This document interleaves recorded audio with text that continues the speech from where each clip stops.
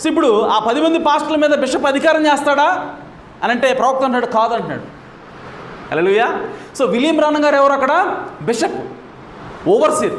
Okay, ఆయన Neville గారిని పెట్టాడు. నెవిల్ గారిని అభిషేకించింది ఎవరు? విలియం బ్రానమ్ గారు. ఇప్పుడు ఆయన ఏమంటాడంటే నెవిల్ తీసుకునే నిర్ణయాల మీద నాకు ఎలాంటి అధికారం లేదు. ఆమేన్. నెవిల్ మీద నాకు ఎలాంటి అధికారం లేదంటున్నాడు. ఓకే, సో కాబట్టి బిషప్కి ఎలాంటి అధికారమో లేదు. Okay, I have nothing to do with what brother Neville does here, that is up to. ఇప్పుడు చూడండి, ఇక్కడ నెవిల్ గారు ఏం చేస్తున్నాడో నాకు ఎలాంటి సంబంధం లేదు అంటూనే ఆయన ఏమంటాడు తెలుసా? That is up to you and brother Neville. So ఇక్కడ ఏం చేయాలన్నది ఎవరు సంబంధం అంట? నెవిల్కి ఒక్కడికి అంటలేదు ఆయన. చూడండి, it is up to you and Neville, మీకు మీ పాస్టర్ గారికి సంబంధించిన విషయం. హల్లెలూయా. అంటే పాస్టర్ని ఒక్కడనే చెప్పట్లా, కంప్లీట్ అధికారం పాస్టర్